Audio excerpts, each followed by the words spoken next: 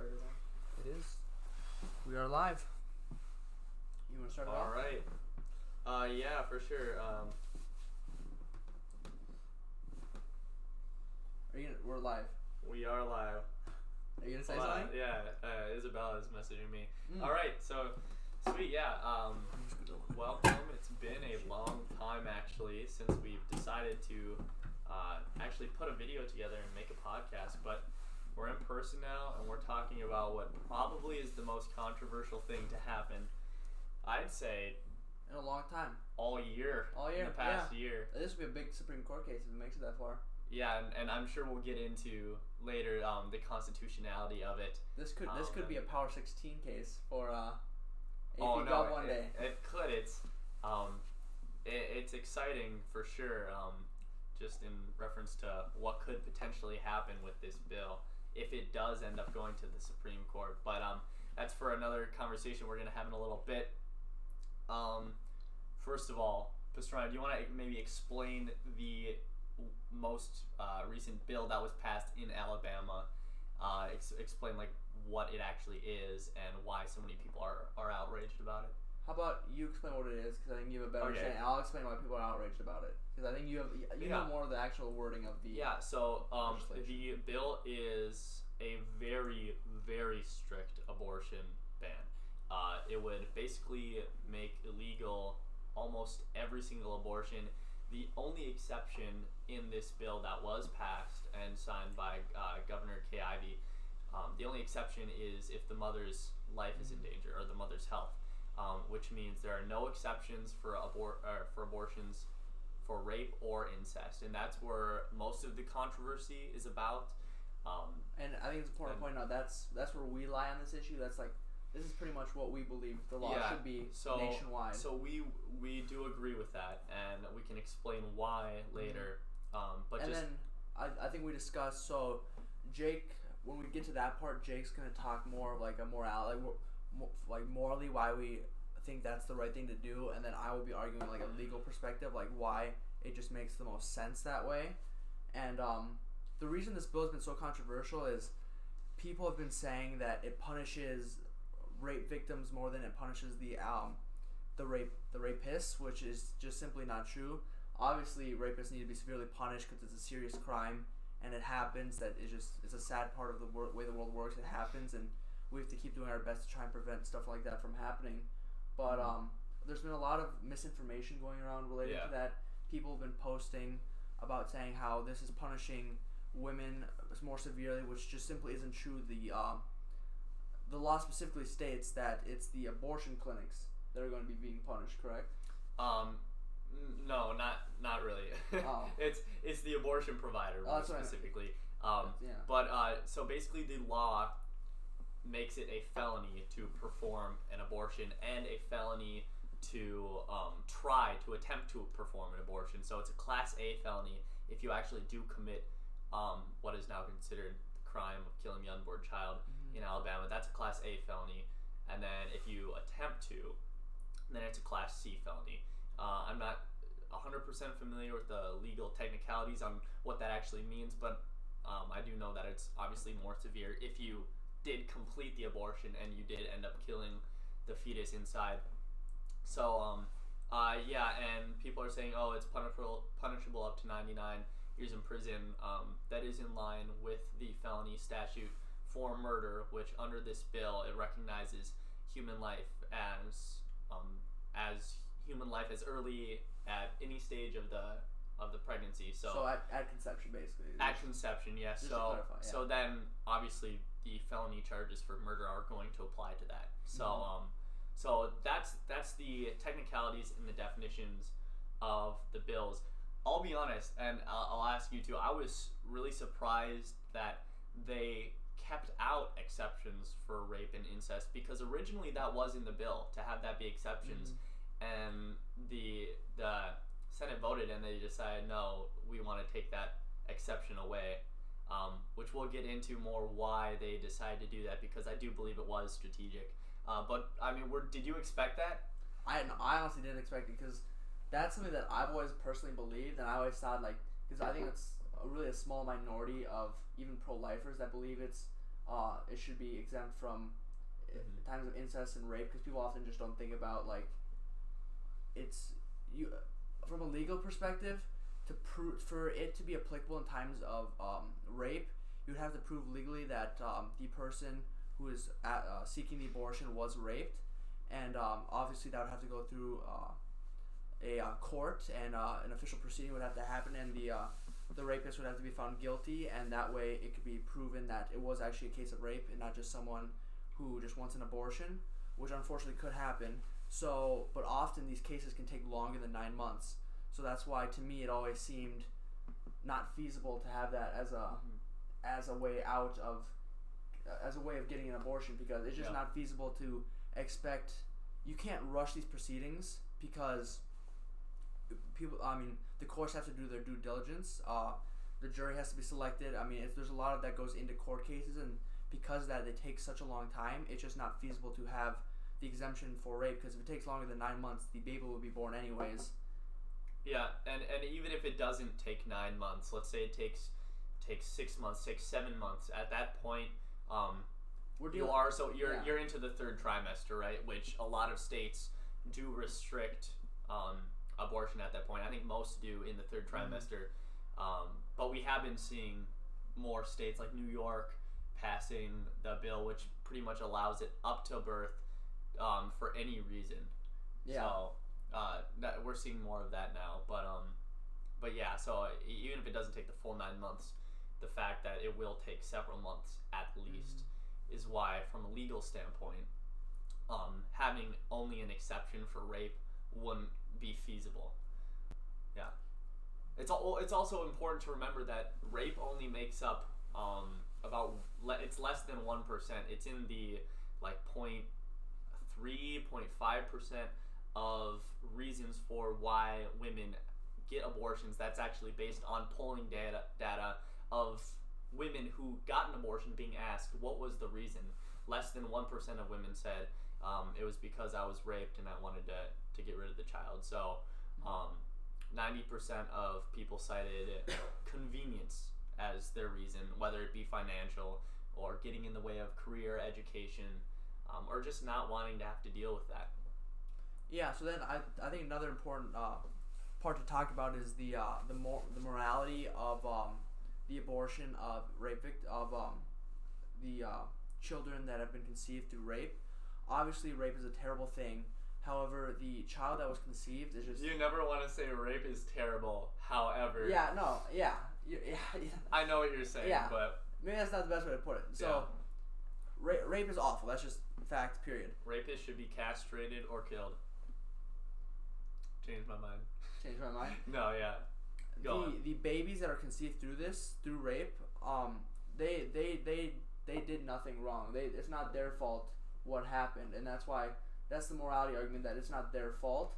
This argument obviously doesn't appeal to as many people as the legal argument does, because the legal argument can actually be agreed by most people that it does not make sense, that it could take longer than it could go into the third trimester. See, the problem with the way you're phrasing that argument though is you're saying it's not the baby's fault. It's also not the woman's fault. It is not the woman's fault. No. So I wouldn't necessarily. So how would you phrase it? Well, I think part of it has to do with, like you said, why is the baby being punished for something that the father did?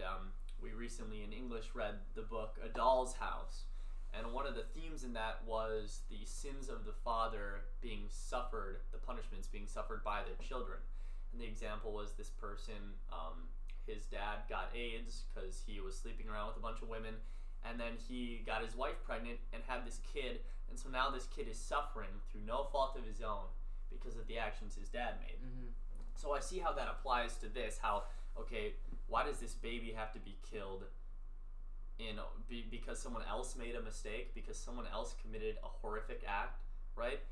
But I think the better way to look at the rape case is, if you're pro-life, and for anyone watching this who's pro-life but on the fence about rape, if you believe that a human life starts at conception, or that it is a life in the womb and that's why you're against abortion, then the circumstances of the woman are irrelevant in terms of how she got pregnant, because that doesn't change whether it's a baby or not.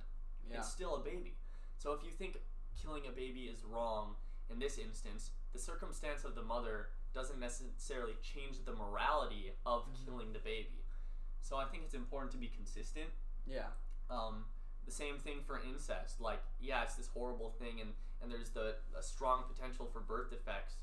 But if you truly believe it's a life, then potential of a bad life doesn't mean anything, right? Yeah. Because babies have potential of bad life after they're born, and we don't get to kill them then. So why is it any different in the womb? Is the way the pro-life argument goes. Yeah. So why don't you? So obviously, not as many people will agree with that moral argument, because they will argue it's not a life until a certain point. Right. And I know we both believe that life begins at conception.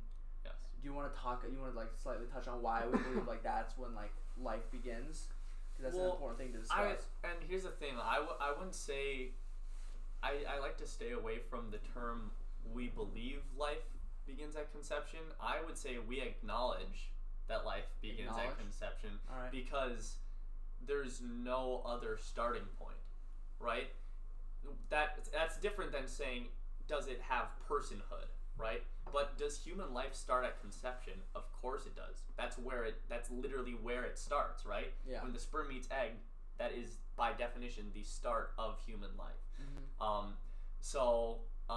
It depends on the way you phrase it. Yeah. Because I think if you just say, is it human life?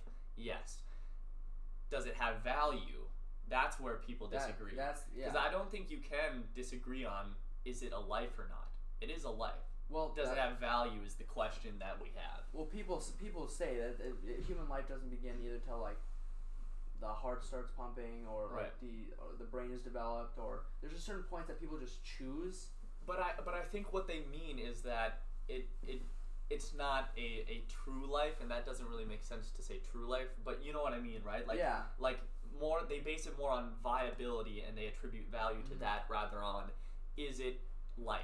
Because if we found a pile of cells on Mars, we'd be like, holy crap, we found life on Mars. And to me, it seems pretty obvious that it's something like when people say they believe that like life begins when the heart starts pumping, like that's when like humans like gain their value, like their intrinsic value. It's rather arbitrary. It's rather arbitrary. I mean, for example, like animals have heartbeats. That doesn't mean they have the same intrinsic value as human life. You know what I'm saying? Right. Like plenty of things have heartbeats. Plenty of things get brains. Plenty of animals' brains develop. That doesn't mean that those have the same intrinsic value as a human life does. So it's obviously something different, something we don't quite understand. For sure. And the closest thing we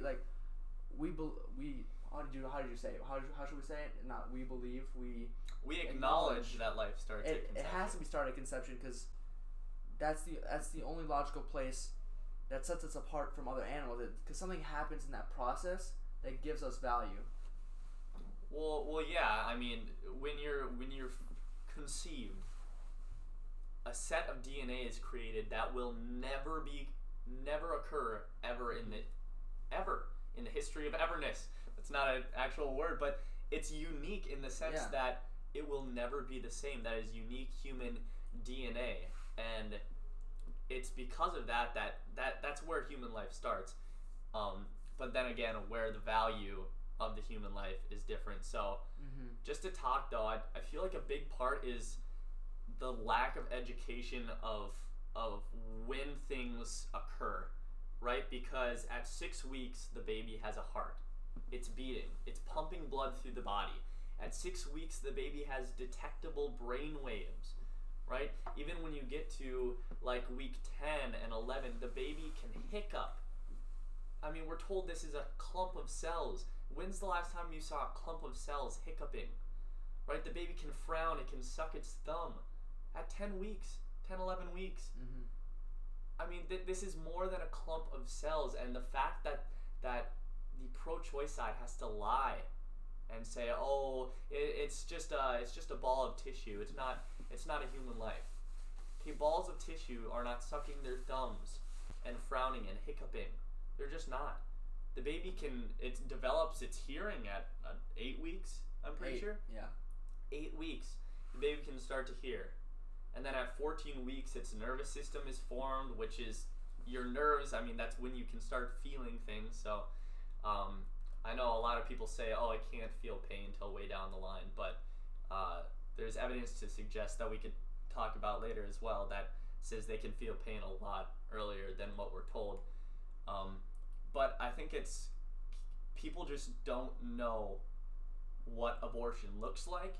They don't know what the fetus looks like because they're told by mainstream media and by everyone online, this is just a clump of cells. And that's not the case. People don't understand, like, with modern technology, how viable, like, even, like, babies that are born premature at, like, 20 weeks, there's still, like, with modern technology, there's still a high likelihood of them surviving. There's still a chance of them surviving. Well, it's not high. Yeah, but, like, there's still a chance of them surviving. Yeah. There was I forgot her name, but it was 20 weeks. She was born, and she's 8 years old now, and she's healthy. Yeah, and which is, like, that's something the pro-choice movement, like, some people have always said, like, at the point where a baby becomes, like, it can, like, survive on its own if it's born premature, that's where life begins. Yeah. With technology, that's been moving further and further.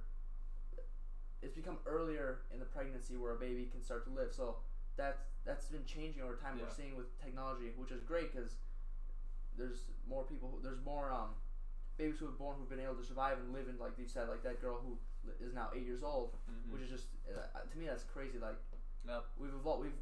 Our technology has evolved so much, we are able to save these lives of someone who may not have even existed ever. Yeah, while we're on the topic of people just not being aware of what is actually going on, because the pro-choice side loves to use euphemisms for abortion, right? Oh, it's terminating the pregnancy, right? That's the nice way of saying tearing apart the baby. But that's what it is. And the one thing I want to talk about is last night on my Instagram story, I posted a video of Dr. Anthony Levantino. He was a medical doctor who performed 1,200 abortions, over 1,200 abortions, hundreds of which he said were in the second trimester. And it was a video explaining what abortion looks like for a baby at 13 weeks. They basically they open the uterus. They actually use seaweed to have it expand, which is kind of interesting. But then they use clamps. It's called a Sofer clamp. And they reach in there and they pluck out the legs. They literally amputate the baby. They pull out the legs. They pull off the arms. Then they rip out the intestines. And then he finally talks about how they crush the skull. And you know you did it right if white liquid runs out of the suction catheter. That's the baby's brains, right? And then you have to piece the baby back together on the table to make sure you have all the parts, because you can't leave anything in the woman, otherwise she could die, right? So the abortion doctor literally has to put this back together. And I put that video online, and I had so many people either DM me on Instagram or come to me today at school, and they were just like, oh my God, like, that opened my mind. I had no idea it was like that. I've been told that all abortion is just getting rid of a little tissue matter. Yeah. And they said it like really hit them hard. One person who I know is completely like apolitical, if not on the left himself, and he came to me and he was like, I saw that, and I just like took my headphones off and was like, holy crap. Like, I've been lied to this whole time. I had no idea it was like that. And I had another person say, like, that was just sick. Like, is that seriously what happens? And it's because people don't know what truly goes on that they support it. And once they know what's going on, they're like, oh my God, this is horrific. And that's a huge part of the left, because they love pushing out the idea that it's just an embryo. It's just, like you said, it's just terminating the embryo, because it's just a clump of cells. But once like people like really see like what's going on in these abortions and see like the horrors of what's happening, it really opens people up and it really opens their minds, which is unfortunate because they oftentimes like this like when you're talking about it, it's kind of making me grimace because it's just so like awful to think about. It's awful.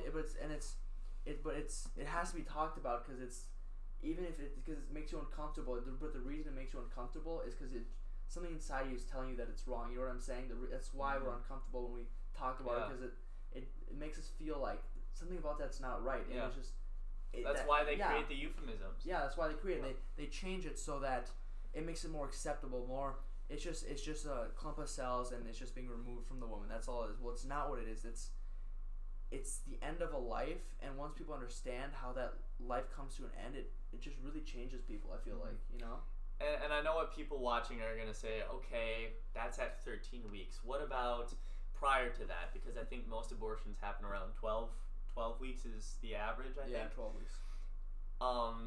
They're not any less gruesome. Basically, up until that point, the doctor uses a suction catheter, which has about the power of 10 to 20 times more powerful than your vacuum at home. And it basically sucks the baby apart, right? It sucks out the embryo that is in the womb. I forgot what it's called, but it's the thing that the baby's inside.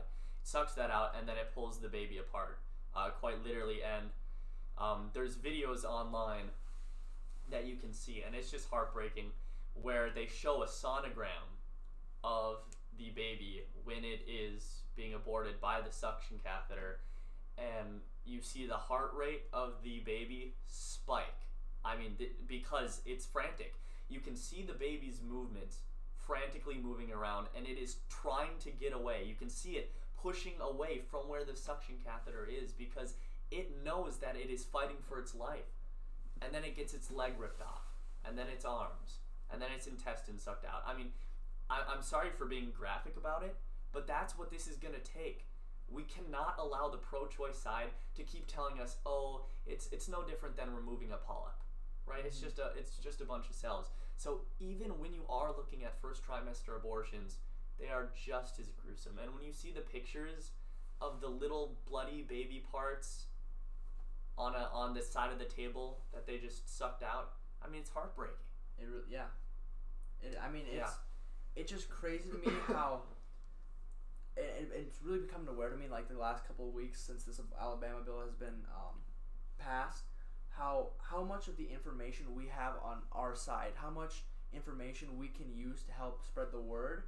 And because I knew some of the gruesome stuff, but in the past couple of weeks through like Jay talking to me about it and telling me like even more specifics, it's really come to my attention that we have the power to share this with people, to help them see like how gruesome it really is, to help, like, because that's what really changes people's minds, like that uncomfortableness, like knowing that something's not quite right about that, that ability that, and we have that on our side, which is a powerful tool. And I think we're gonna start seeing a lot more, because obviously there's a lot of misinformation out there right now. I think we're gonna start to see a lot more corrections in that information, because the conservative movement just needs to start spreading this as widely as possible, because if we can, we're gonna be able to change a lot of people's minds. Republicans are so bad at debating abortion. Oh my God, some of the things I've like heard, said, arguments, and just like the absence of good points is astonishing. Yeah. Like, so few conservatives can argue in favor of strict abortion laws and have it make sense.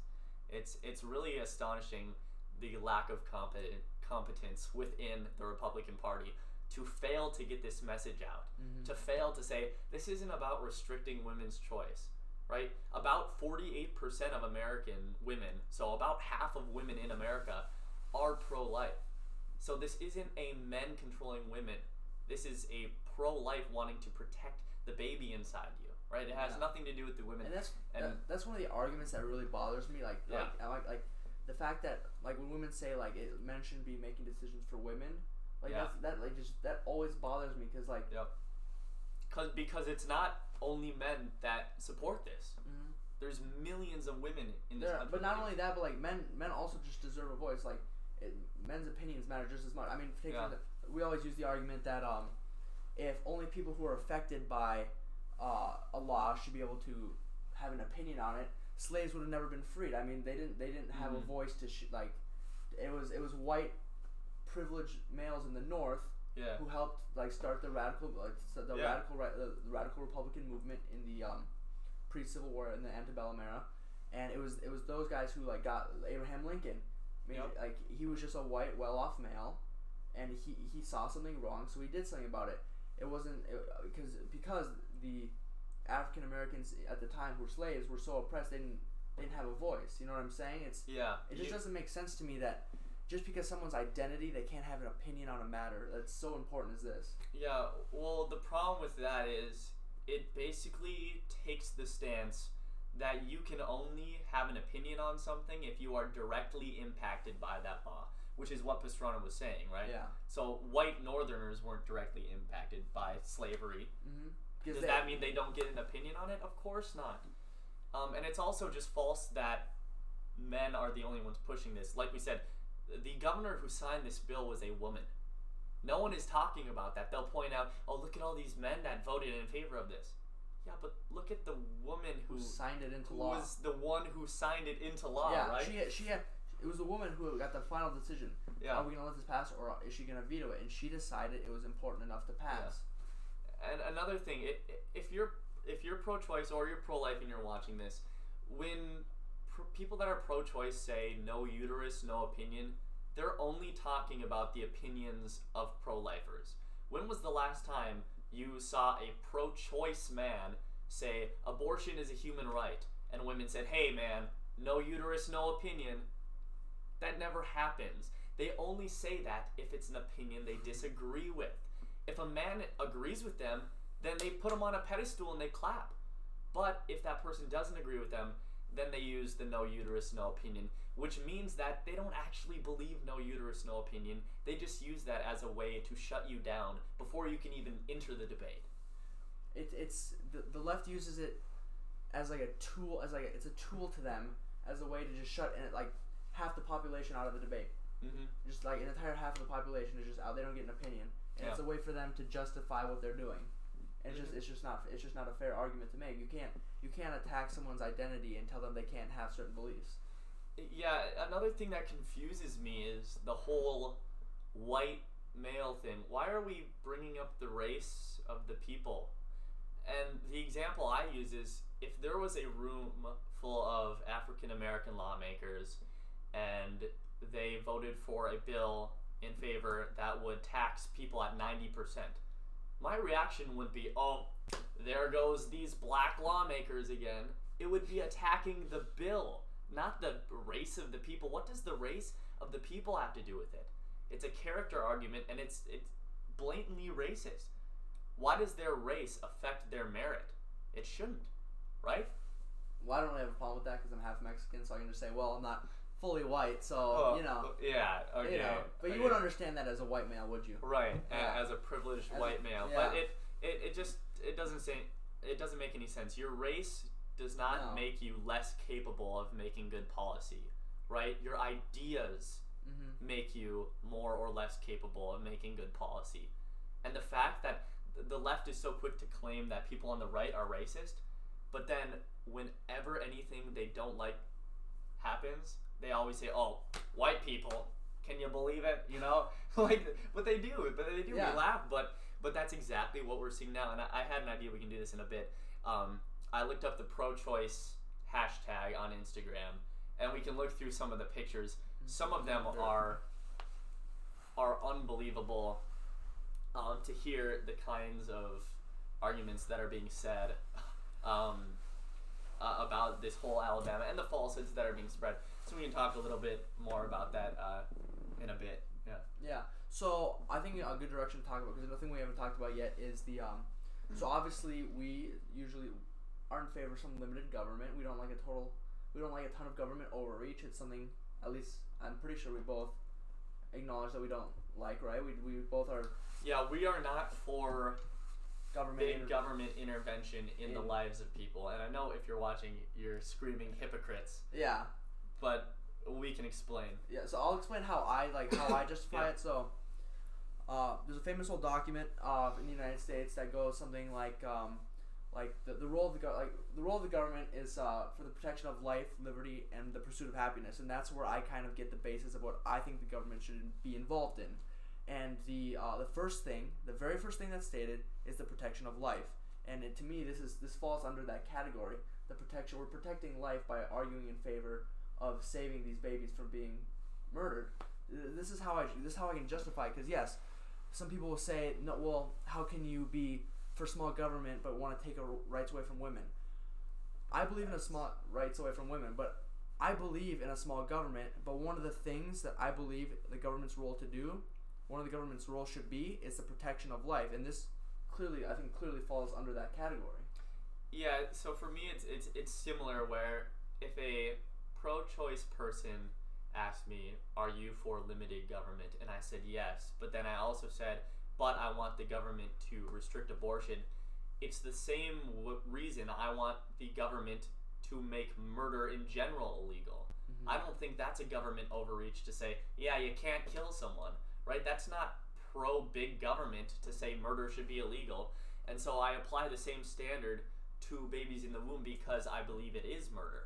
So I don't think it's hypocritical if you believe that the government should say murder is illegal across the board.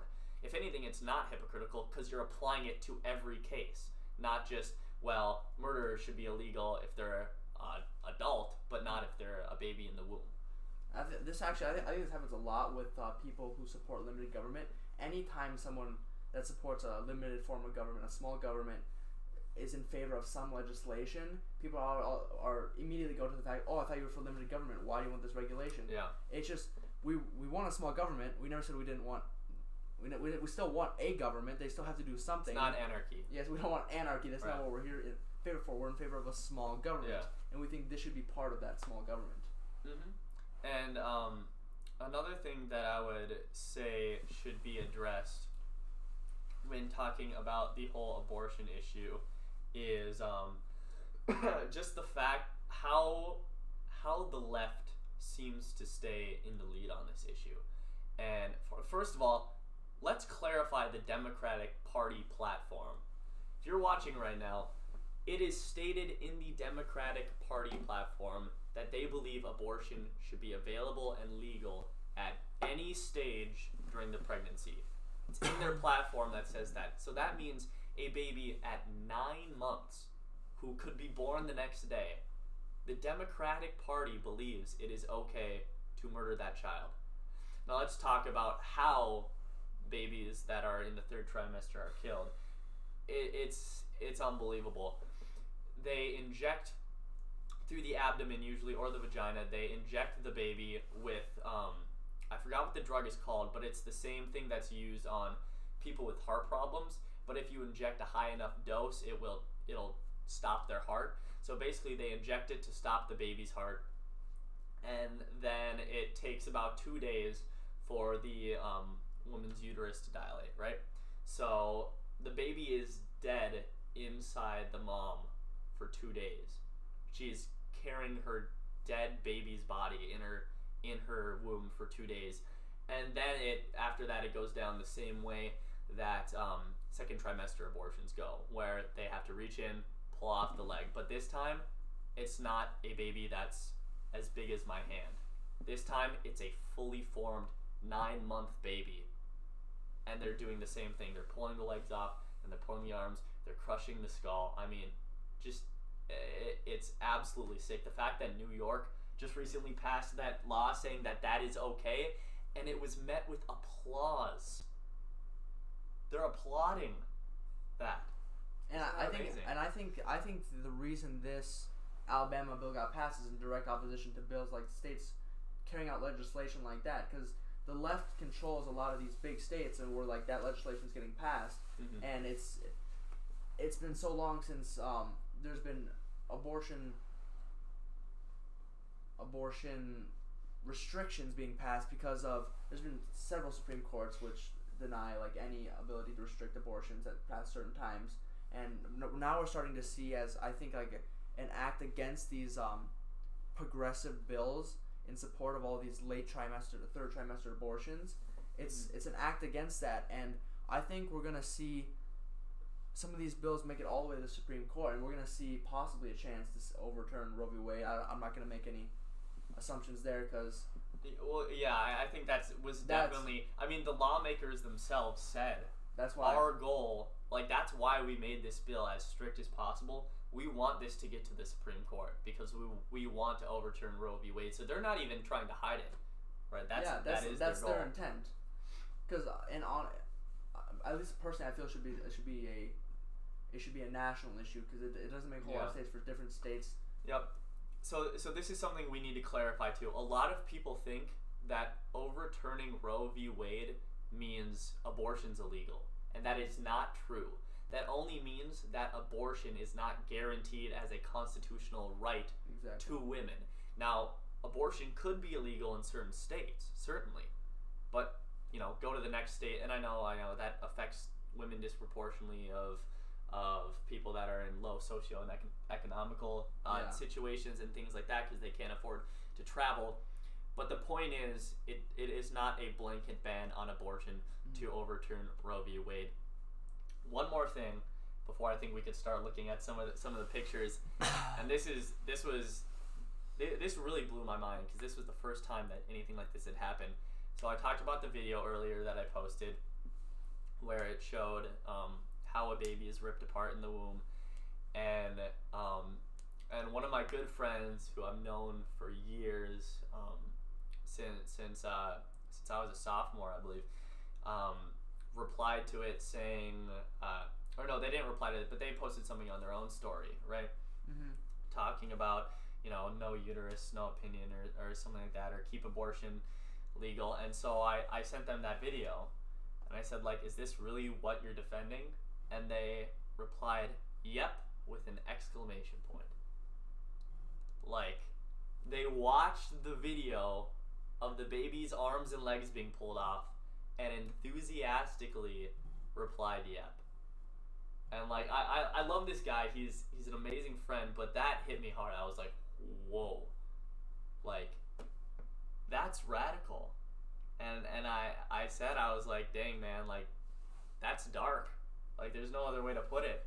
Yeah. Like, it's one thing if you say, yeah, I understand it's terrible, but it's really important to have this option. Mm-hmm. It's a whole nother thing to say, yup, tear them apart, like, go get them, We have to remember, when Roe v. Wade, when the decision was made, we did not have nearly as much information as we do now. Not as many people knew what abortions looked like, so then people didn't really know what they're supporting. And it's crazy to me, like, seeing how much information and how awful we can clearly see it is, that so many people still support Roe v. I mean, it was the 70s. There was very little information because it was illegal, so there's very little research done about it. And what's interesting about Roe v. Wade, if you don't know, Roe, who is the alias of the woman, she claimed she got raped, and she ended up saying, yeah, I lied about that. I didn't get raped. I just said that so the judges would feel bad for me. And she regrets ever going to court. She's a huge pro-life advocate now. Yeah. Who would have thought? But an interesting thing about talking about public opinion, because they didn't know what it was, Bernard Nathanson is the founder of, I'm actually going to look up what the abbreviation stands for. It's the NARAL. He was the founder of it. It is one of the largest pro-choice groups in America. It stands for, if I can look for, it's like National, what does NARAL stand for? National Association for the Repeal of Abortion Laws. So they're a pro-choice group, and it even says here it was founded by Bernard Nathanson. Now, Bernard Nathanson converted to a huge pro-life activist, and he came out and he said, when we founded this group, we made a ton of lies. The first lie he talked about was polling. He said, we fabricated polls to show that around 80% of Americans supported abortion, when really that number was only up to 10 at the greatest. So he came out and said, we just lied, right? We were trying to sway the public's opinion, and it worked. And he also said, and this is what's really shocking, because we're always told, if we take away this option for women, we're going to go back to back-alley abortions, right? Mm-hmm. And so we're trying to keep women safe, because this would happen so frequently. And Bernard Nathanson, the founder, came out and said, we completely made up the statistics on how often this happens. He said they inflated numbers by up to, like, they said, like 15,000 to 20,000 back-alley abortions were happening a year. And he said in reality they were like under 1,000 per year. Mm-hmm. So they were inflating this. They were openly lying. And he said, like, I'm ashamed of myself. We lied to the American public. We lied to the media. We tried to create this idea that this would protect women. Yeah, and it's not true. And he admits it wasn't true and never was. And I don't think that's even a good justification, because I mean, the idea that something should be legal just because people commit the act anyways. Like, we shouldn't make murder legal just because people are gonna murder each other anyways. Mm-hmm. That's not like. Yeah. It's not a logical argument to make, you know. Well, you could say there's no like benefits and I say benefits loosely because I don't think that killing a child is a benefit, but the pro-choice side would definitely say, well, there's no benefits to murder, whereas there are benefits to abortion for the mother. Yeah, there's definitely no benefits for the child, but that's one more thing I want to talk about is the convenience factor. Yeah. Which blows my mind. Since when did your inconvenience mean you get to kill someone else? Right? Since 1973, probably. Yeah, there's your answer right there. No, but when you really think about it, abortion is all about convenience, right? Yeah. If I won't be able to afford it. It's not financially convenient. Oh, it gets in the way of my career in school, right? It's not convenient. Oh, I just don't really want a baby because it's a lot of work. It's inconvenience. Why is your convenience more important than another human being? There are lots of people that are inconvenient in other people's lives. Does that mean we can kill them? Absolutely not. So why is it any different when the baby is 9 months old in the womb? Ask that to the Democratic Party. I can't understand it. I just don't think anyone who's watching has like a hotline to the Democratic Party. Like, yeah. I have a question. No, I know, but you know what I mean when I say that. There was one more thing I was gonna talk about, and it was really important. But it was like such a good idea. It was like, oh. No, it was right there too. I might think about it later. Do you wanna say anything more before we switch over? Let's switch over. I'm looking forward to this. This is a good idea. Have some fun. So if you're just joining us, we looked up the hashtag Prolife. All I typed in was hashtag, and I'll actually have to do it again. Hashtag pro-choice on Instagram, and there are 630,000 posts. And we're just gonna take a look at a few and look at the some of the arguments that these people are making, because some of the things that people are saying. Okay, this is one. If you're against abortion, don't have one. I don't know why I didn't think about that. Huh. I guess it's solved. I guess so. Oh. All right. Well, that's the end of the podcast. No, I'm kidding. Okay. Do you wanna talk about this one? Yeah, I'll let you talk about this one. Okay. If you're against abortion, don't have one. That is the equivalent of saying, if you're against slavery, just don't own a slave. See how simple that is? That's a good analogy, actually. It is. And if you hear that analogy, you understand how silly that argument is, right? Or like telling a gun control advocate, if you don't like guns, or if you're against guns, just don't buy one. Problem solved, right? Yeah. That's one that I'll never understand. I think it was Stalin who said. Stalin. There's a quote from Stalin that's like, "No man, no problem." Like if you just kill the person, then it's not a problem anymore. Yep. Yeah. It's just like that's like something Stalin said. I mean, that's essentially the the abortion slogan. No baby, no problem. You're good to go. Yeah.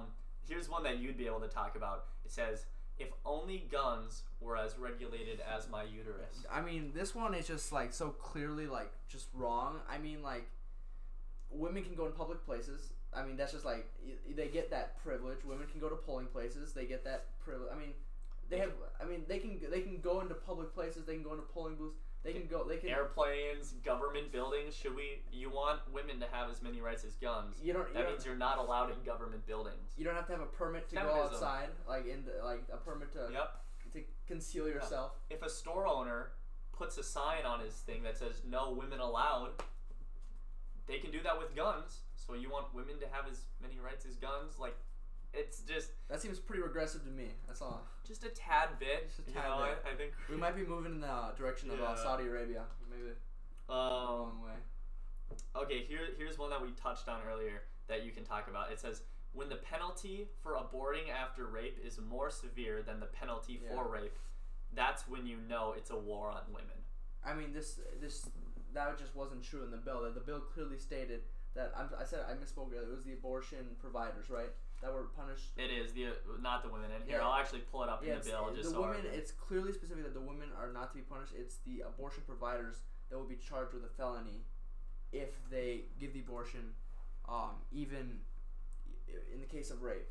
Yep. So this is one thing I've seen all over Instagram stories is people saying this thing that, oh my gosh, women who get raped and abort are punished more than the rapists, And it all comes down to a lack of education. They don't take the time to actually read the bill. They just act impulsively. So I'll actually read from the bill where it says this.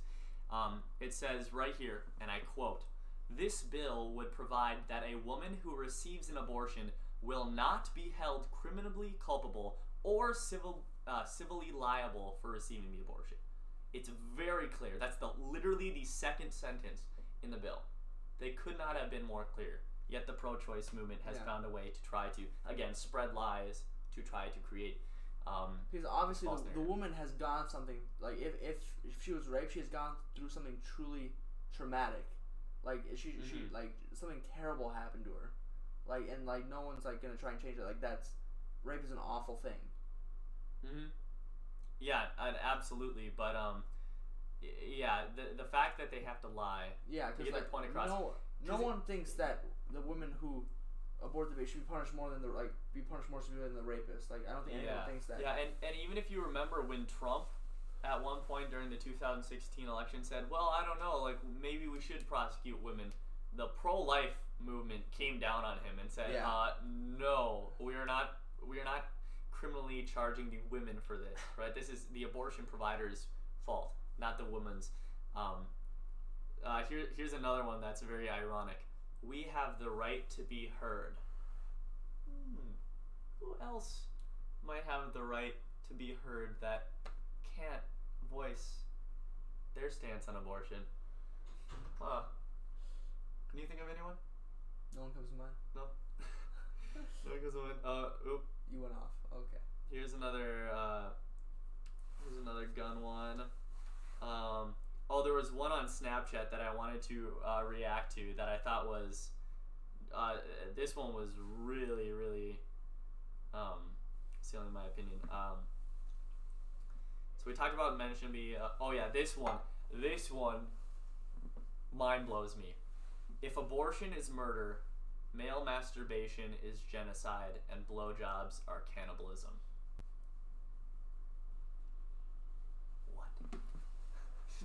Take it away, Matt. I mean, it really does just not make sense. Like, I don't understand that argument in the slightest bit. Like, I mean, I just don't. Yeah, like, there's so many jokes to be made, but like, there's someone probably I'm not gonna say them on stream, but like yeah. Okay. My mind's going. You just say something. Okay, so basically, that's the thing is, it's so crazy that it's like. It's hard to just, even though it's so simple to explain it, but no one believes that sperm sitting inside your testicles is a baby. And that would make any time you have a male has a wet dream, that'd be like you'd be a mass murderer. Accidentally committed genocide. Whoops.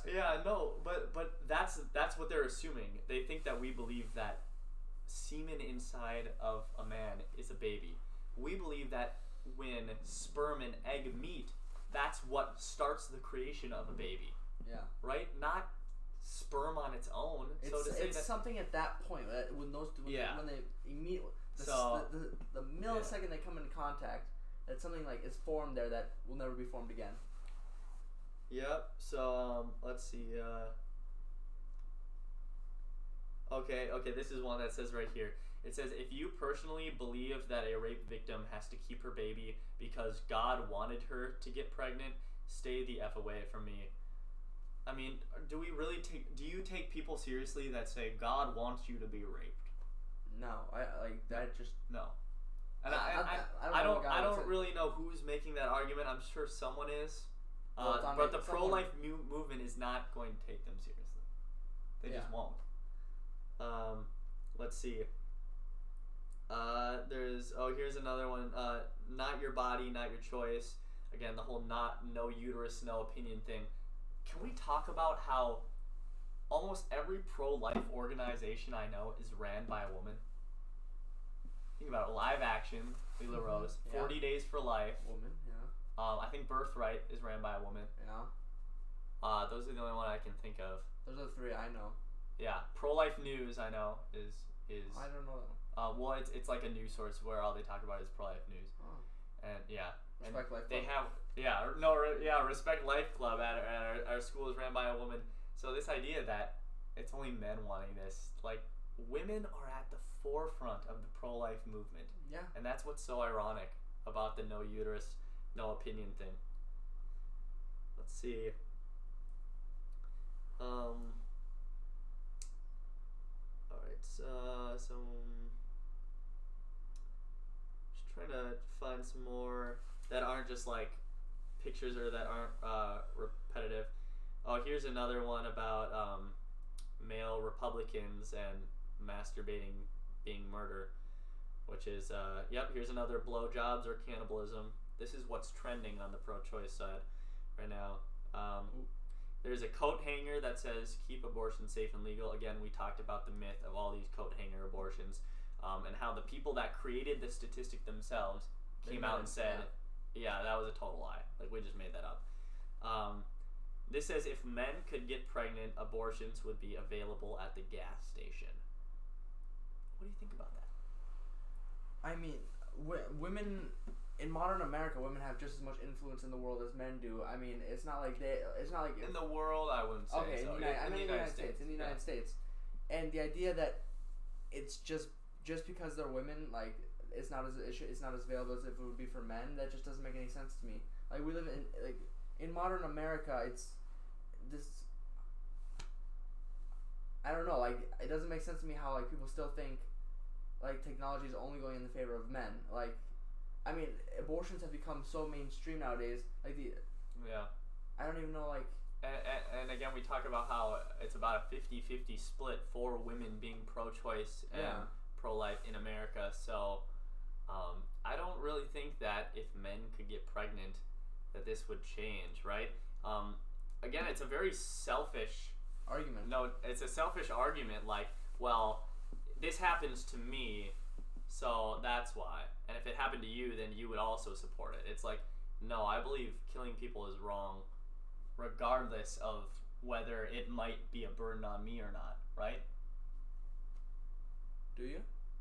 Do I think that murder is wrong regardless of burden? Yes, I do. Even if in the death penalty, because technically, if someone were to commit a treasonous act on people that you loved. Yeah.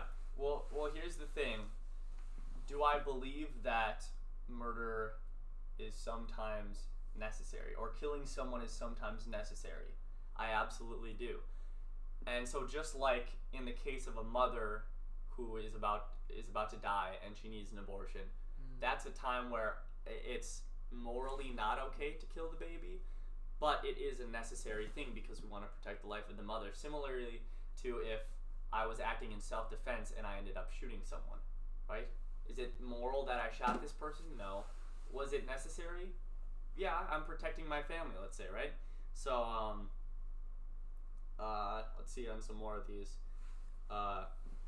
Here's another thing about Planned Parenthood, because Planned Parenthood is this Jesus facility that they provide medical health care to women, and that is why they must be funded.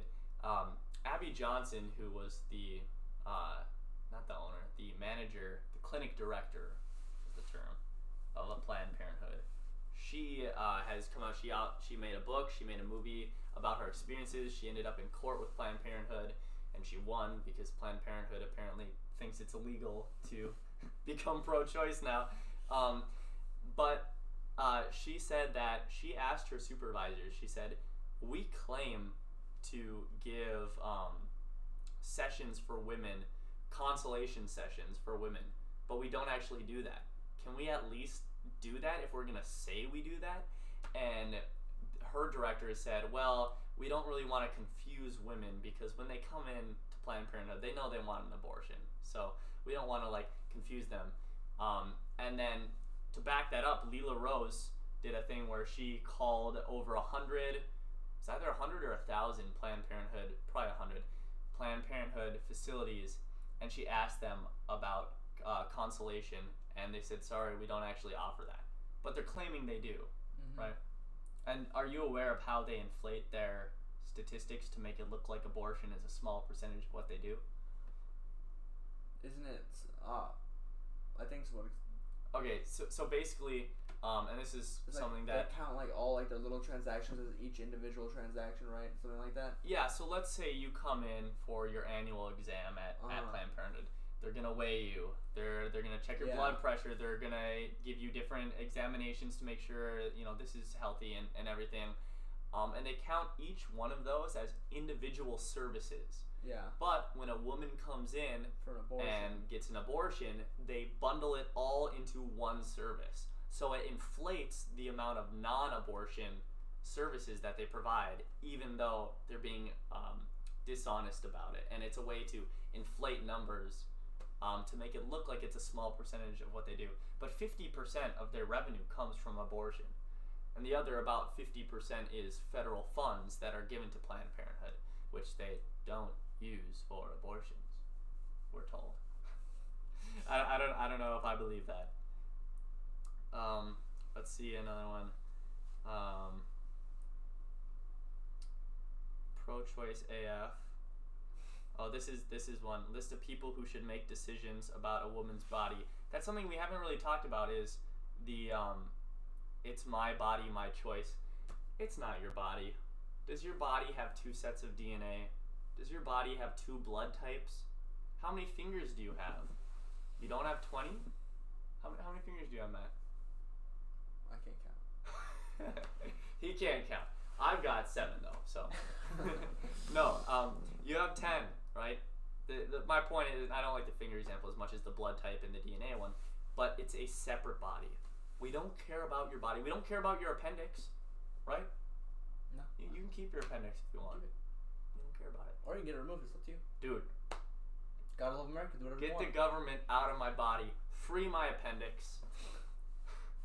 If I want my appendix removed? Yeah, if I want my appendix removed, I should have the freedom to do so. You do. But all jokes aside, it's a separate body, right?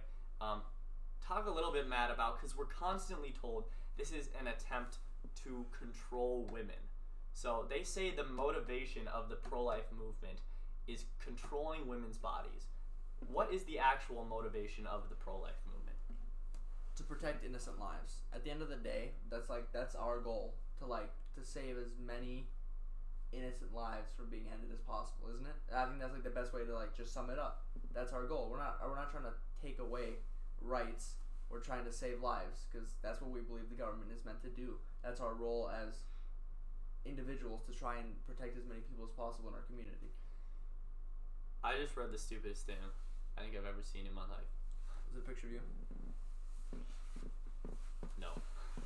No, it says, imagine if men were as upset with rape as they are with periods.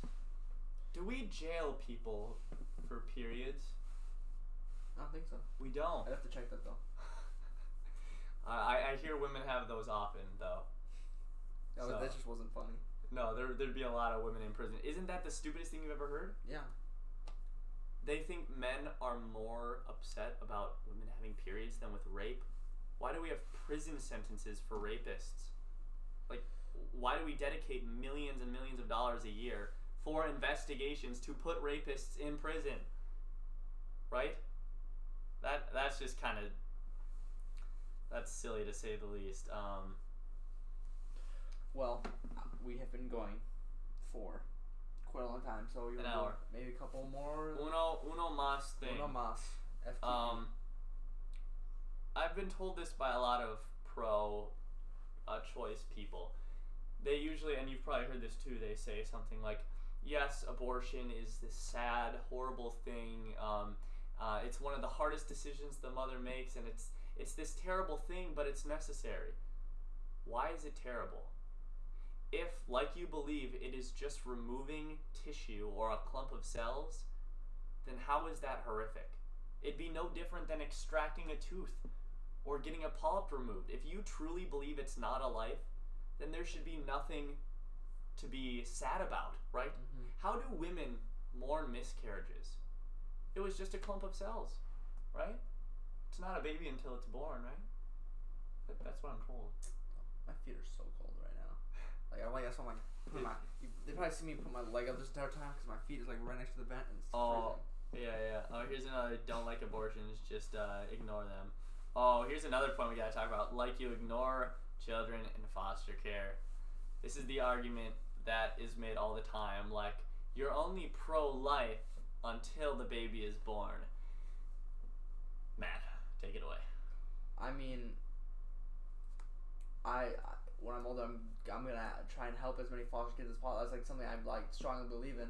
Like, it just makes sense to me. Like, these people are like, they're in a disadvantaged point in their lives, and they need as much help as possible. And at least I know I'm perfectly willing to try and help the foster kids, and I know a ton of people in the pro-life movement who are willing to help these foster kids. But even if yes, they are disadvantaged, but they're still alive. At least they have a life. They have the chance to do something with their lives. They're not just dead. They have the opportunity to do something great. So there's an analogy that I'll make, and I'll include you in on it. Let's say there's Jim, right? Jim is with us now. You don't want Jim to get murdered, right? You're against Jim getting murdered, right?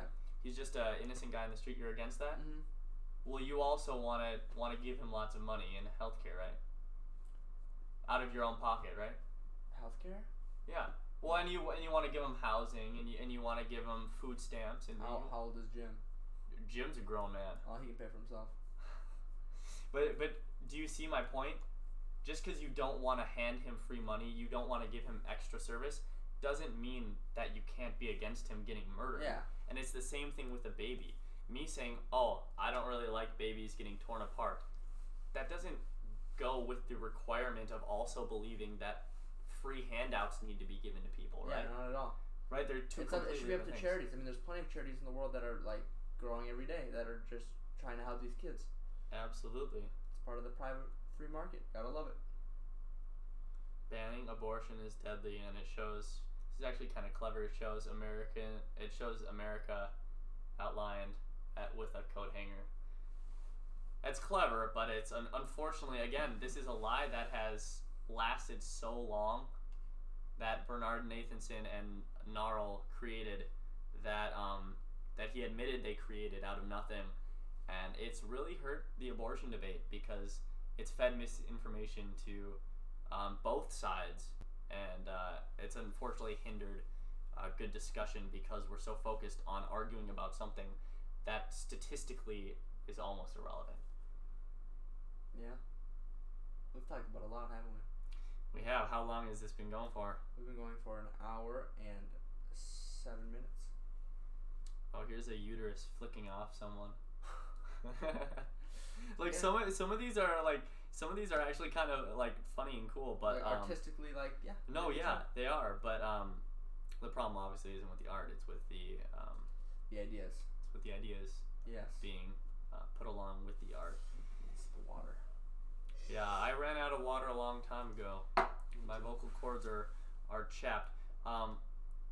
Look, for anyone anyone watching that doesn't agree with us, whether you're hesitant on a few things or whether you are super pro-choice and you've taken the time to listen to what we have to say, we really appreciate it. We honestly do, and we want to talk to people like you. Yeah. We don't want to yell. We don't want to make fun of you. We want to talk and have a discussion because that's how this gets resolved, right? Maybe you make the greatest point of all time and you change our minds. I mean, I don't see it happening. I don't see it happening, but it could happen. Right, and even if it's not necessarily about changing minds, but being able to find some sort of common ground and better understand where the other people come. Yes. Because we can talk about other people's the other side's opinions, but maybe someone's watching right now and they're screaming in their seat like they have such a good rebuttal. And I want to hear the rebuttal. Yes, we do. So we want to hear it. We can just have a casual conversation. Yeah, we're open to people coming on all the time. We've invited several people on. Most have declined, but he scares people. I don't know why I scare people. Look at him. He's like small. How would that make people scared? No. Yeah. So. All jokes aside, we really do appreciate people watching, and we want people to be able to have these conversations in a respectful way, so we can reach some common ground and try to come up with some sort of solutions that can meet in the middle for a better society and for a better America. Oh, I paused. I was like, why are we frozen? Well, I've enjoyed our conversation. I'm sure the viewers at home have enjoyed it as well. Yeah. But so if you enjoyed, make sure you subscribe. That way you can catch our next one. Maybe this one. Maybe next time we'll make it a little bit less of a gap in between podcasts. Yeah. Yeah. We got to get back on that grind. If you have any ideas for any topics you want us to discuss, our opinions, because we do like to share them. If you want to be in a podcast, please let us know. We'd be so happy to have you here. Literally, we can talk about anything you want. It's up to you. And we would give you a platform to share, voice your opinions too. You can even bring other people to help. I mean, there's two of us. Bring your squad. Bring your and obviously this one we did in person, but it doesn't have to be in person. We can do it over Skype or Discord or. It's nice when it's in person, though. It is nice in person because now we can sit next to each other, and it's a little bit easier to stream because it's a little less work. But yeah. Well, all right. We hope you enjoyed, and we'll catch you guys in the next one.